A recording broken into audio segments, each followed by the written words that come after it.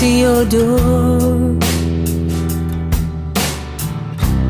Couldn't bear to call. Welcome to the Radiant Enchantress show today. Thank you for joining us. Please welcome today Kate Gibson. She is a singer, songwriter, producer, event director. She has released albums between 1995 and 2005. She was born in Brisbane, Australia in December of 1962. She was educated at Scots College in Warwick, Stuartholme Convent and St Margarets in Queensland, attended the Queensland Conservatorium of Music and Griffith University of Queensland. Kate has been married, has 3 children, and has travelled extensively. Kate and I met in St Martin a few years ago while Kate was living there. She has now returned to Australia and is now working on a lawsuit against a sexual abuse perpetrator and has some exciting opportunities to make a documentary. Singer, producer, director, and event coordinator, she is a powerhouse of energy and skill. Let's welcome Kate today. Okay, so I'm really excited to have Kate Gibson on the call and the podcast today. Kate is calling in from Brisbane, Australia, which is a really pretty amazing place. I've been there myself. And Kate and I met a few years ago in St. Martin, one of our favorite islands in the Caribbean. So, Kate, welcome to the Radiant Enchantress podcast. Thank you, Jane May. It's a pleasure to be here, and thanks so much for inviting me to talk about my life and hopefully be able to inspire some other women that may be struggling through some of the challenges in life to gain some hope and to know that lots of us are up against some tough things and emerge stronger and wiser as a result of that.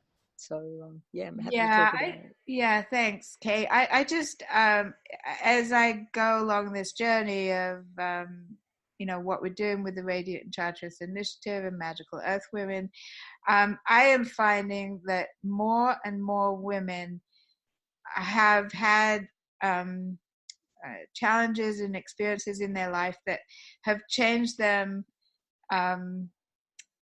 sometimes for the better, sometimes not so, that people, they just don't talk about it. And I think that's one of the things that I'm finding is most difficult for us, is we don't always talk about what's happened to us, and we hide it, and either because of shame or what have you.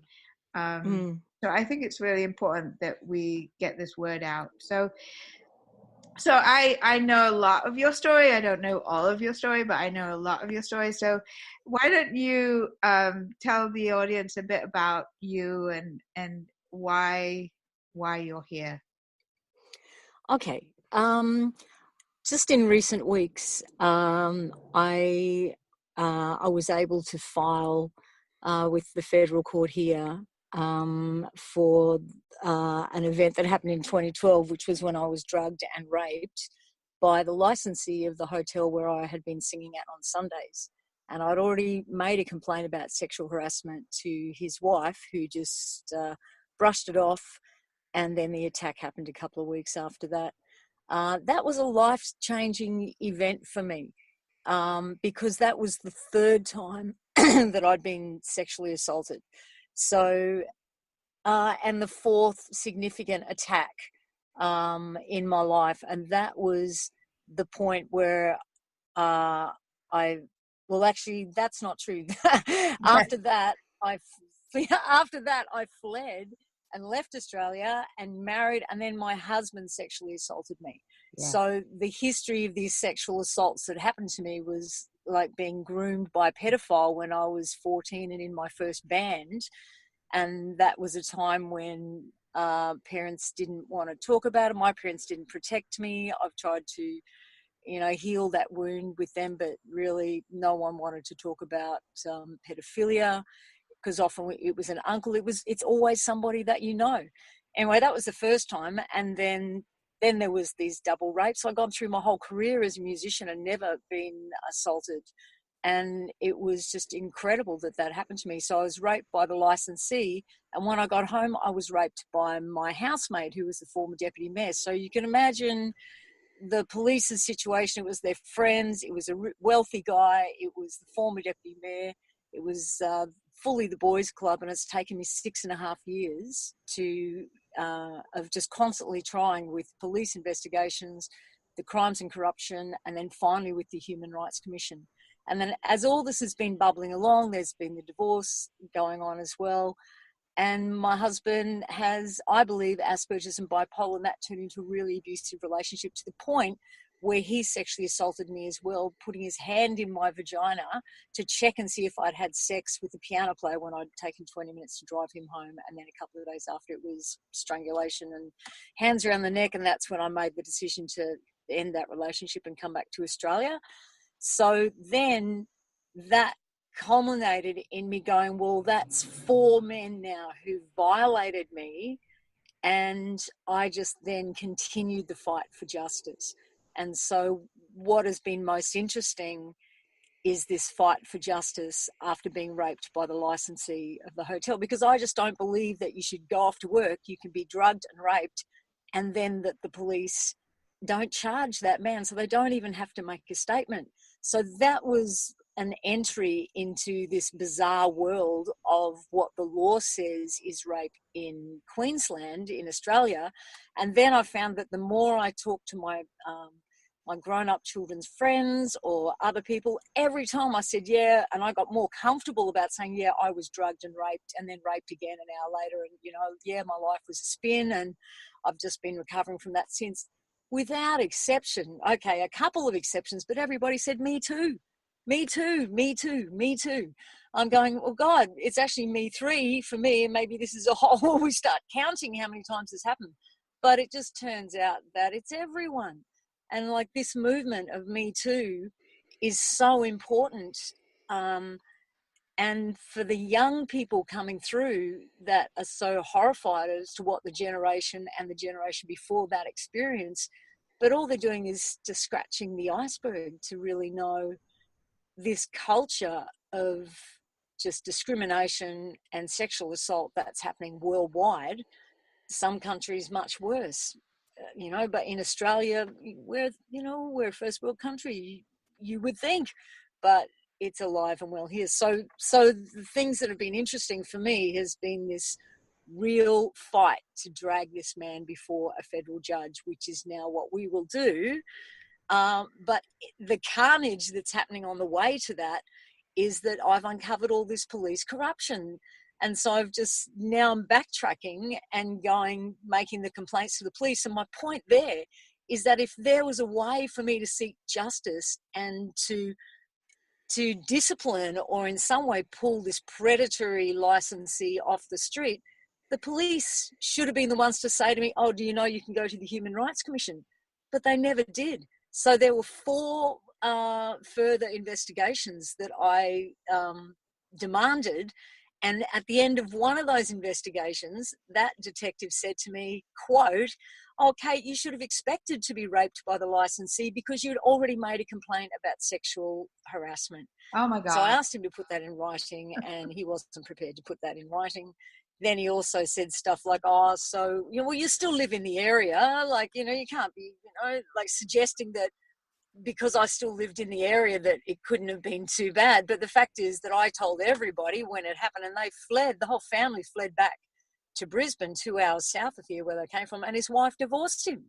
So it's all this sort of stuff. So I'm really just getting started now in now bringing the police to answer for never even charging this man and never even charging the man who raped me an hour after. So the trauma and the kind of factor of oh, what, you were raped twice and both men knew each other. It was just too much for everybody just wanted it to just oh my God, go away. And eventually I just did. I jumped on a boat with a guy I didn't know, and he seemed okay, and we fell in love and whatever. that turned out to be my second marriage, and I've been out of that for 2 years now because the abuse that I suffered there was extraordinary as well. So then I've been doing months and months of counselling to unravel my childhood and to unravel the choices that I've made that have all brought me to the point where I happily live alone now, and I'm very actively supporting other women that are coming up against the court system, and how I feel that a lot of women, like friends as well, are not supported with the laws here and the way domestic violence is viewed by the police. So like these days when I call the police, I'll say, it's Kate Gibson here. Suddenly everybody's on lunch, everybody's on leave, everybody's on holiday, because I'm just being so overtly strong about this point and bringing them to account that they are not serving and protecting the people they should be serving and protecting. And that's what I said in my last letter, that the choice that those police made when they chose to not charge either of those two men, they chose to serve and protect those two men. They weren't serving and protecting the community, because here we have a rapist at large. She's drugging, and they didn't say, they didn't believe me. Oh, there's not enough evidence, not enough evidence. So then why didn't they refer me to the Human Rights Commission? So that's my current stirring pot at the moment with how I'm sort of dealing with things here. And when, to sort of highlight this, when I got the ruling from the Human Rights Commission, they had it for 2 years. And there's a 6-year statute of limitation for the Sex Discrimination Act to make the complaint. So I didn't realise it, but I was within that 6-year period when I complained to the Human Rights Commission. That 6-year period expired while it was on their desk, and then they granted me 60 days to file saying that I did have a case. So then, of course, I'm in Queensland. I go to every human rights lawyer in Queensland that's worth talking to. The big ones, the little ones, they all knocked me back. Every single one of them knocked me back to the point, and I did that for 2 weeks. I only had 60 days. Right. So 14 were gone, and this means telling the story every day on the phone to a new lawyer. So this was like pretty traumatic. Yeah, I was drugged, I was raped. It's kind of, it becomes, I went to the shop, I bought a thing of milk. It's just, these words, I was drugged, I was raped. Like, do you get it? But I'm telling this to you fast because you're going to reject me and I'll have to talk to another lawyer. Okay, goodbye. So there was 2 weeks of that completely sort of like becoming immune to those words. I was drugged, I was raped, there are people at risk, he's a predator on the loose, all those kind of things.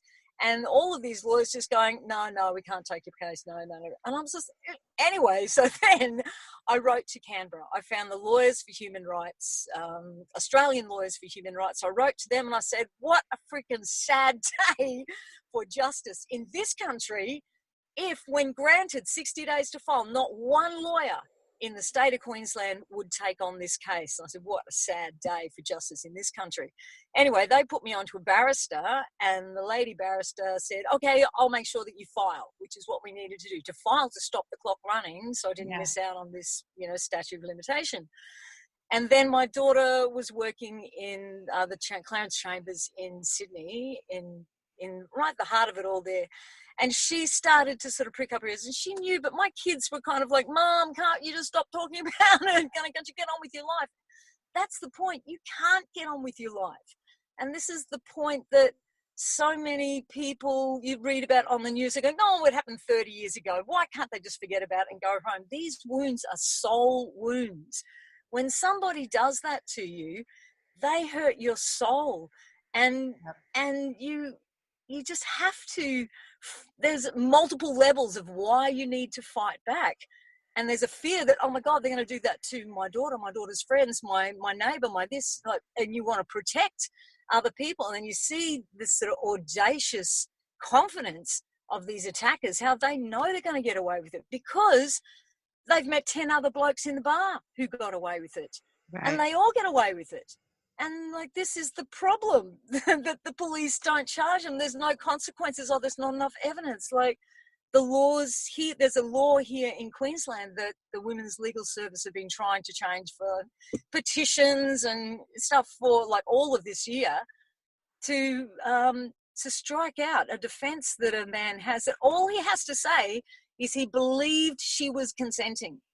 So never mind the rules, like I was unconscious on both occasions, yet somehow believe, so asleep, like it just all just becomes ridiculous, completely becomes ridiculous. Well, it sounds like in banging your head up against. Yeah, it sounds like it's even more difficult in Australia than it is here in the US. Yeah. It's you know, it is much. It's just a wonderland here, particularly in Queensland. So much so that then, when I got onto a legal firm in New South Wales that had a human rights lawyer in Toowoomba, like quite out of Brisbane, and they took on my case, no win, no fee, because they could see I had a case. Human Rights Commission said, and then they said, why couldn't you get a Queensland lawyer?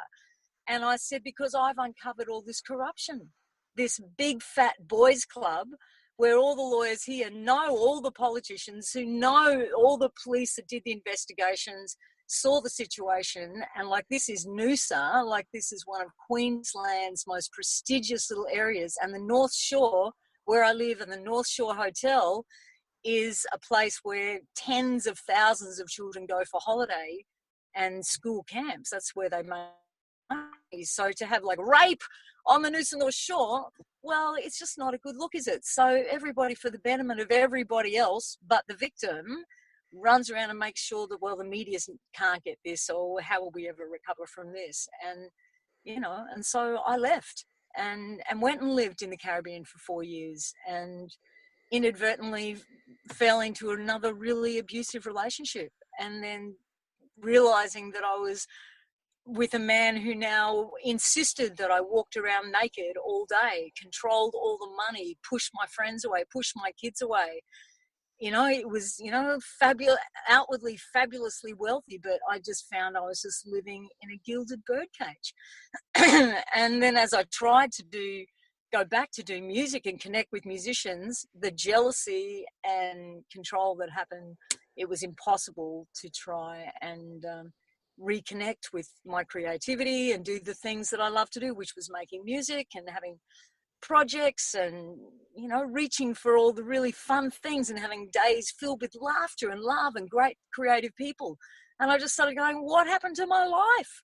You know, yeah. So it's just been taking on what's been put before me, which is this massive legal struggle to sort of change the attitude and to not let them get away with it. That's really it. And if it takes 6.5 years to bring this guy before a federal judge, then I'm up for another 6.5 years, because it's just so outrageous that can happen. And the police again and again and again, 4 times now, say, yeah, there's nothing we can do. Yeah. So I've been to Australia once, but I don't know much about it.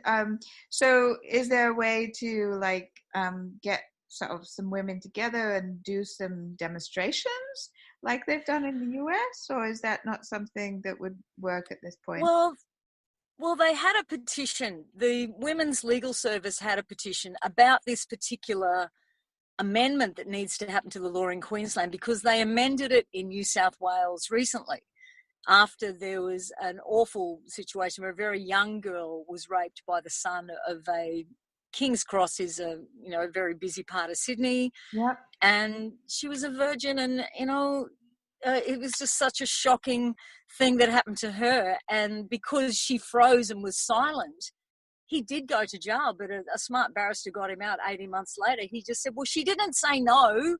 I just bent her over and fucked her, and she wasn't saying anything. So I assumed it was my belief that she was consenting. So he got out of jail. Wow. And so she came out publicly a few months ago of her choice, because, you can keep your identity hidden if you want. But, the more of us that are speaking out and saying, it's not my shame. It's not my shame. It's actually your shame. And I'm not wearing any of this shame.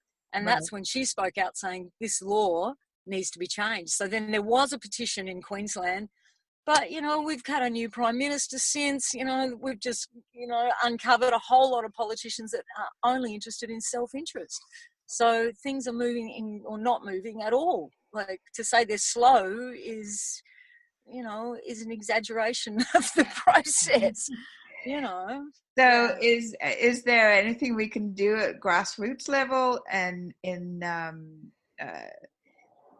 because there's like for other things that happen, like there's Al-Anon and there's Alcoholics Anonymous and all these other things. For all these different things, is there a way for us to create something like that to at least educate some people, some women on it, and teenagers? Yeah, well, like, I don't know, Jane May, like periodically they run some ads on TV about domestic violence, and there's been a lot of focus on the institutionalized sexual assault that's been happening. So we've got that the Cardinal Pell, so I think he's been found guilty on all charges, and that was systemic sexual assault of young boys through the church and all that.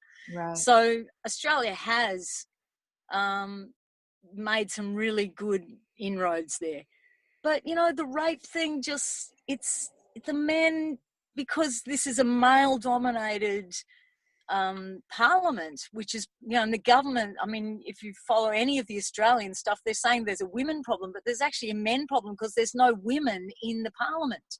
Like, there's a couple of token women there, and they're just finding the environment that they're functioning in is intolerable because of how sexist the men are, and this is the government that's in power at the moment.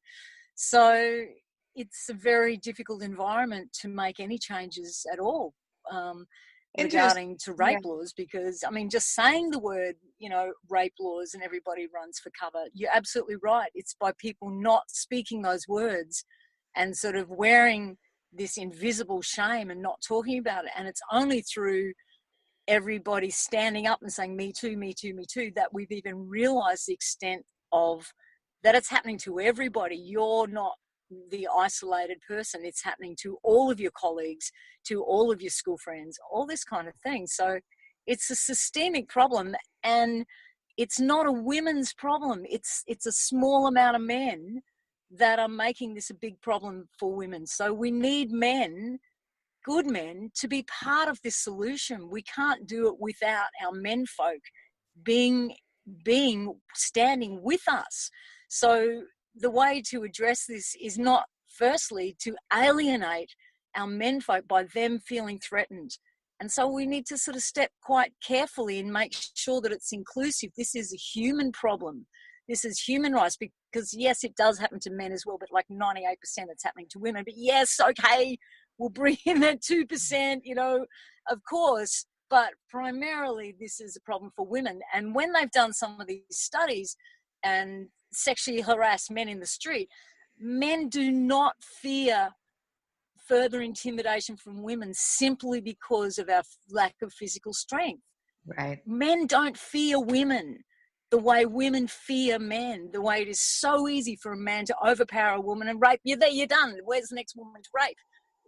Like, men don't fear being bailed up in an alleyway by women. So, this is part of addressing how to get men to join us to protect their daughters, their sisters, their wives, their mothers, how to do that.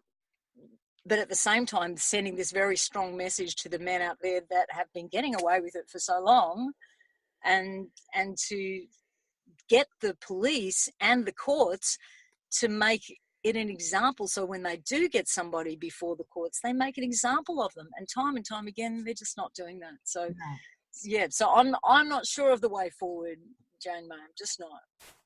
Right, but you've still got a long way through the legal proceedings and stuff that you have on your lap. Well, that's right.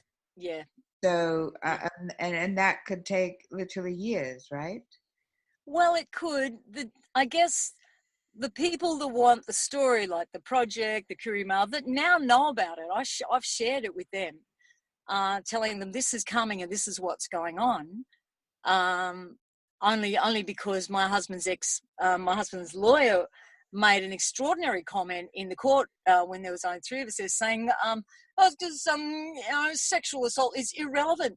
Now, I'm making a formal complaint about him saying that because I wasn't represented. There was only the judge and his female colleague in the room.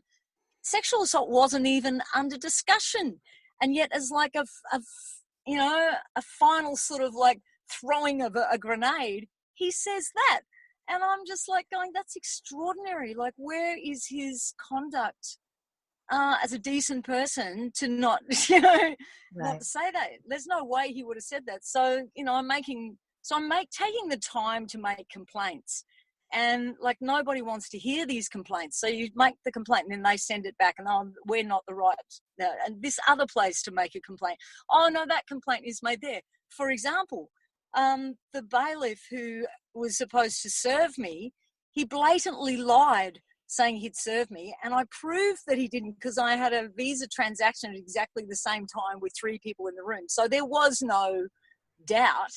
Yet I've tried 8 times, twice to the chief magistrate, 2 times to the federal police, to the courts, to his employers. Do you think anybody cares that a professional bailiff who blatantly lied and committed perjury, apparently it's 6 years jail through the federal court, the federal police don't want to know about it. The chief magistrate doesn't want to know about it. And I actually corrected the grammar of the chief magistrate when he wrote back to me. I said, we expect a higher standard. So, like when the law is being so selective that it protects their own, which is what I'm just uncovering time and time again, if no one cares if the bailiff's affidavit is true, there's your weakest link in the chain. And then if the whole judiciary doesn't care if the bailiff, whose only job is to tell the truth, doesn't tell the truth, and no one cares, despite me putting in several hours now as a bit of entertainment to see, like, find someone who cares. Yeah, this really. is his job. And I have not been able to find 2 letters back to the chief magistrate in Brisbane. And at one point they gave me an email that didn't work. And I've written back to them and said, nah. So, yeah, I'm just basically banging my head up against Vince saying, wow, I can't find any justice here either. Yeah, no, it's awful what you're explaining. So in all of this, are you still playing music and writing music? Well, yeah, I did. So what I've done is I've connected with some creative people again. And one of them is a fantastic animator who does stuff like Lord of the Rings style animation. Yeah. And who's won loads of awards, and he's a university lecturer. Anyway, so here's a great connection. That's Stephen Hammercheck. And then he has put me in contact with a lady who is a documentary filmmaker. And so she's coming in. And then the musician that I was working with in St. Martin is putting in for a grant from the Canadian Arts Council to come and work with me. So that what we intend to do is create like a dark animation of what happened to me, because you couldn't make up what happened to me, and you wouldn't think, like, it examines so many things. For example, the man that I lived with, yes, I'd shagged him a couple of times before, but we had been business partners. And he had other relationships. And if anybody ever said, oh, you guys look like a really good couple, he would yell them down and go, we're not a couple, we're not in a relationship, I need to be free. All this sort of stuff. So he explained to the police when they sort of eventually showed up, because they're all such great mates, his attitude was like, well, I've shagged her before, what's the problem? And my response to that is that, every sexual encounter requires consent every single time. And through the laws, they actually wiped out the perpetual consent, which was assumed in marriages, and they actually had to change that law. And Australia actually upheld that in a lady called Glyn Scott, who challenged the rape in marriage. And she's got a book that she wrote about that called Hope Was All I Had. And she details this incredibly abusive relationship. Anyway, I spoke to her because I was made she was still alive, and she's about 73 or something now. And she challenged that law of rape in marriage. Yes. And at that time, they also looked at this perpetual consent, and they had to change that legislation because men were interpreting that because I married you or because you married me, that means I've got perpetual consent. I don't have to ask your consent. And then that was to no, rape in marriage exists. So then, and therefore, so does rape by a housemate exist. So the fact that the man who raped me the second time, I'd considered a friend, didn't consider him a threat at all, but I also didn't feel comfortable telling him when I got home, staggering and vomit on me, and I'd been unconscious for 6 hours before the rape had occurred, that I didn't feel like telling him, oh, you know, your friend just raped me. I was saying, bloody Dirk, you know, rah, rah, rah, this, that, this, like, yeah, what a prick, this, that. And then I fell asleep without saying, and he raped me. And then my housemate raped me when I was unconscious, an hour after the initial rape.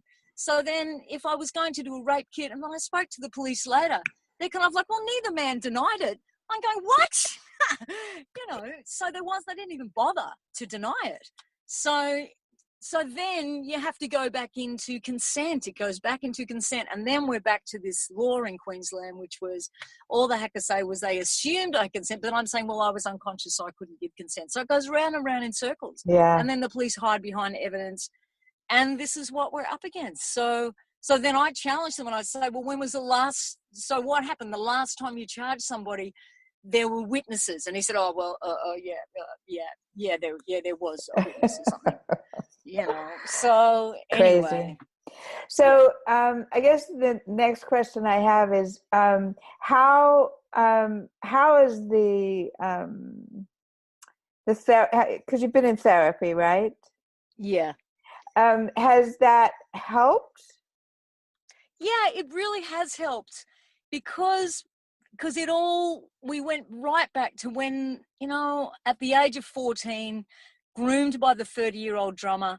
And the thing that came up there was that my parents had never equipped me with the power to say, these are my boundaries, you can't do that. Like I have, you know, I can say what goes on here. And I just sort of didn't have the ability to say no. And that's what part of this whole grooming thing is about. And then, you know, the parents or whatever say, oh, well, you went willingly. Well, that's part of being a child and trusting adults and feeling disempowered. Right. You know, so I think what I've taken from the therapy that I've been having is to really sort of gain the confidence and to really start using the authority that I have in my own life that I never was really told about when I was a kid. And then all that damage happened when I was 15, and that just sort of caused me to retreat. And being a musician as well, you know, you feel like you're on a stage and the, you know, men sort of see you as like the trophy sort of fuck, if they can say, oh, and then, oh, I fucked the musician, you know, oh, yeah, this kind of thing. So I was really aware of that. So I became very reclusive like that and sort of, you know, just focused on the music and then there are kids and family and that kind of thing. I think that the therapy has really helped me to learn to say no and to learn to put a little moat around myself now and to really recognize abuse the very moment that it starts, whether it's, you know, like communications with my ex-husband now is still, you know, I just say, find somebody that you like. He still invites me to go on holidays with him. I'm saying, find somebody that you like to invite on the holidays with you because you don't like me. So find someone else that you do because I can't feel the love. You're just lonely. No one else will go on holiday with you. Right. You know, so it's not accepting that just because, oh, we're going to tour in France, oh, well, I'm on a 65-foot boat, this, that. It's kind of like, yeah, but you don't treat me with respect. So there's no amount of money, there's no amount of anything that can entice me to come and hang out with you because you don't respect my boundaries and you don't respect me. So it's getting to a point where you're acknowledging straight up, not being grey, oh, was that respectful? Was that like really being able to sort of call call sort of disrespect what it is the moment it happens, rather than thinking about it and thinking, was he disrespecting me, or, stuff like that. Yeah. So I know you've talked about sharing it, and you've had to share the story so many times because of all the difficulties in trying to get a barrister to work with you and all of that stuff. But do you feel like when you share your story, it releases a little bit more of the dark side that you've been hiding for a long time? Yeah, it does, because what I think is that it is living with it has become normal for so many people. And I think that whenever I've told people sort of just sort of gently at first, that there's nothing really gentle about telling that experience, that, when other women say, yeah, that happened to me too, and then they share their experience, yeah, that happened to me too, or that, this, that. It really, I don't know how it can help us in the long run, but desensitizing it, and that's really how these abusive men have been able to stay undercover for so long, because they've transferred the shame to women and children. Yep. And that's how they've been able to keep it going. And if we can throw off that shame and call it what it is, then and identify these people in our community instead of not identifying these people in our community, then that is the way to raise the consciousness of the whole community in its intolerance of this kind of behavior from these predators. Right, right. So, so you've talked about having possibly doing an animated version of your story. Are you going to write a book about this?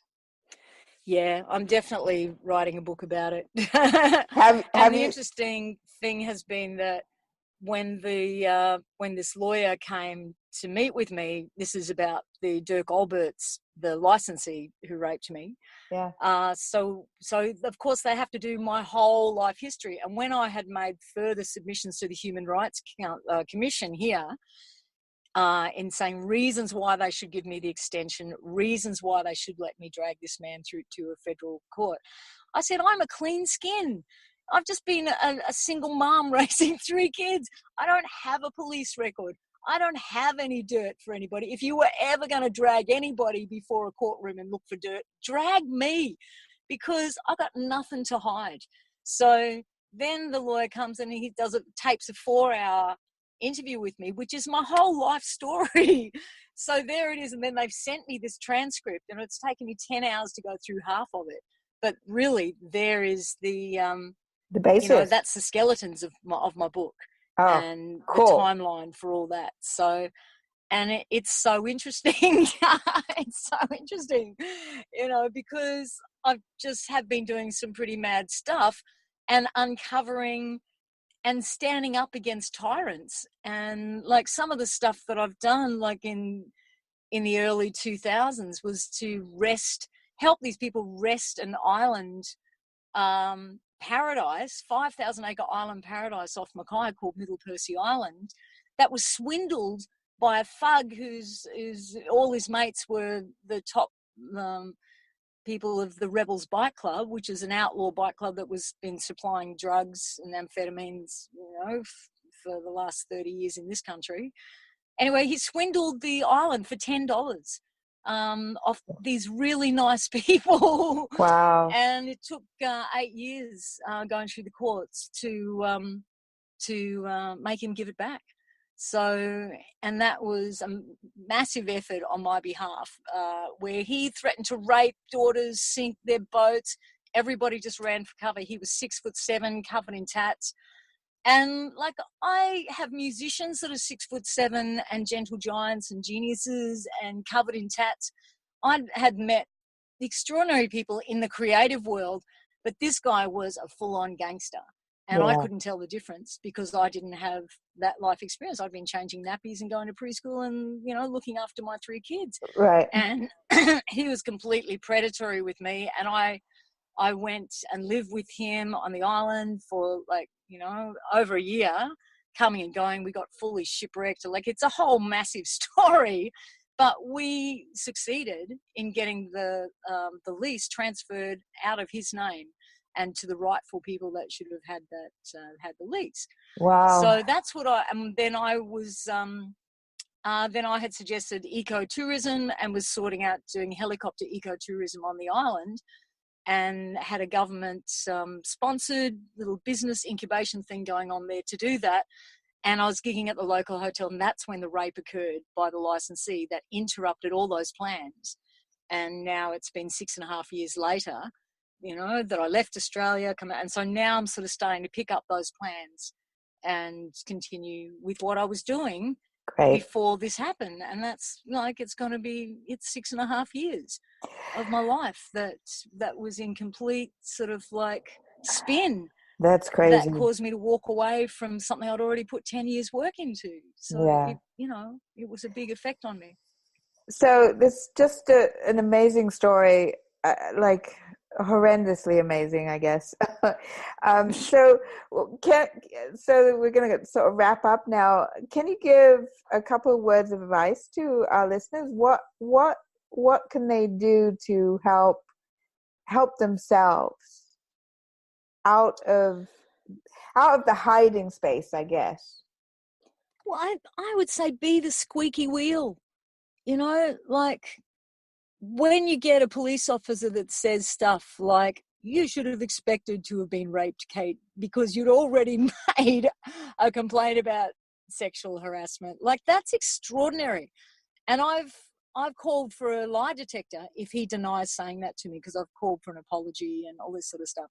Yeah. So I would say just keep fighting and like record conversations with people that you're complaining to, hold them accountable, because the alternative is for it all just to go on and go on. And then your daughters, your sisters, no one's safe. Every time these tyrants get away with it and the police say, oh, no evidence, we can't charge them. If they're not charged, they don't even have to make a statement. Right. So, you know, like, I think that you need to tell more people and tell the authorities, and then let the authorities know that you're just going to keep on making this complaint. Because that officer saying that to me was really designed to make me curl up in a ball and never want to say the word rape again as long as I lived. And, you know, I just thought about that for a while, and I just thought, that's incredible that a police officer said that to me. Right. And then you start going back and going, well, everybody needs to know that he said that to me. Exactly. And yes, it's been an incredible amount of time that I've had to spend writing letters and just like talking to people on the phone and doing this sort of stuff. But they know they're wrong. This is the thing. Right. They know they're wrong. And they just hope that you'll, give up or crawl up into a ball and just let them go on with some other things that aren't so challenging. But it's got, my story has to be unraveled bit by bit. And the other thing that is really interesting about my story is that my housemate, who's now, I don't know, he'd be heading up towards 70 now, he's now facing historical charges for sexually having a relationship with a 15-year-old who was the junior who worked in his fruit shop when he was 45. And that little girl's, when she sort of dismissed her little 15-year-old boyfriend saying, oh, I've got an older man now, as part of his grooming, and yes, she was consenting, but she was 15, her little boyfriend committed suicide and jumped off a mountain. Oh, my goodness. So it's taken she's 36 now, so it's taken her 21 years to finally decide that she wants this to be looked at by the courts. So, but because he told me about this relationship, and I told one of my friends who, is an ABC reporter, when I came back to Australia, she called me, she said, Kate, you need to go to the police, you need to go to the... I'm going, what? I didn't know anything about it. But when I did go to the police, I've completely corroborated the story that his ex-wife and the neighbour saw him take a girl to the house. I don't even know these people, but I've said the story word for word. So I'm the person that will put him in jail. Yeah. So it's just unbelievable that Yeah, you just have to voice it. You have to be out there. You have to be telling people about it, because if you don't, yeah. nothing ever is going to change. Right? Yeah, that's right. So as much as I want the licensee to have a fair trial, I do want him to have a fair trial, because I think that, we want to press the law and see if the law can do what the law needs to do. And Right. if it can't, then we need to go, well, we gave the law a chance and this is what the law came up with. So, we have to try to Yeah, do that. So, absolutely. yeah, So but is there a way that our listeners can contact you? Do you have a website or something like that? well, I'm just through Facebook at the moment, because I just Okay. had my music site is cosmickate.com, and I had a link going to my Spotify music, because I've got 3 of my albums on Spotify. So even though I've made a couple of demos, I'll send you the demo that I wrote, which is a song that I wrote about that licensee. I don't know if I sent that to you, but I I sent that don't to the know. Human Rights Commission Uh-huh. as well, sort of saying, I'm a musician as well, and my friends, we're not going to let you get away with this, and here's the soundtrack. So yeah, it's called Break a Little Bread, and I actually really liked the tune, and that was what caused the piano player to go to the Canadian Arts Council and ask for a grant to come to Australia to continue Awesome. working with me on that.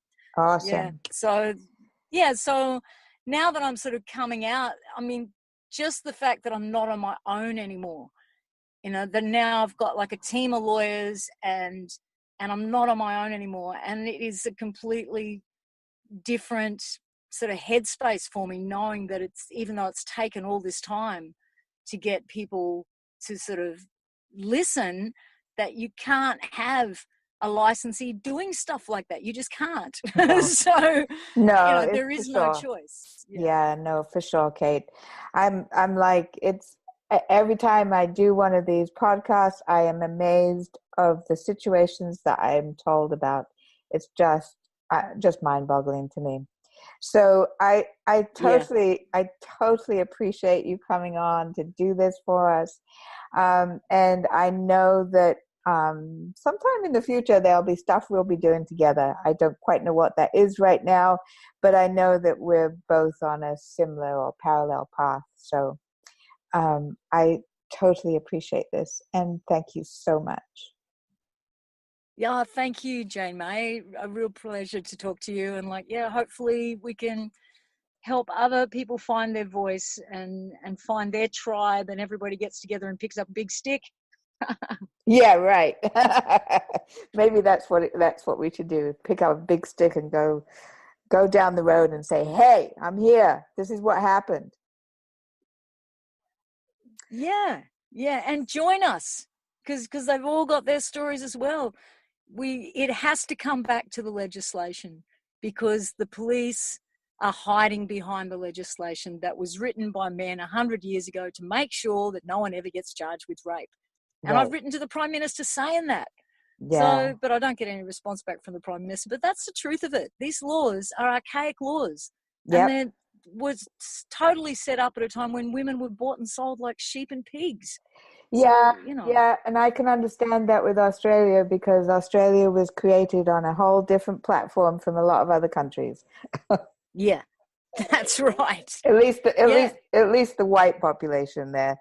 So yeah, but anyway, I so appreciate it, and so I will be talking to you soon. Thank you again, and I'll send you a message when this is all up and available. Okay. All right. Well, a real pleasure. Nice to talk to you again, Jane May. Aria. You are a goddess. We hope you enjoyed this enchanting conversation today, and we look forward to having a new conversation with you in our next show. Our shows will be broadcast approximately every 2 weeks. We wish you much love and light in your life today. Thank you.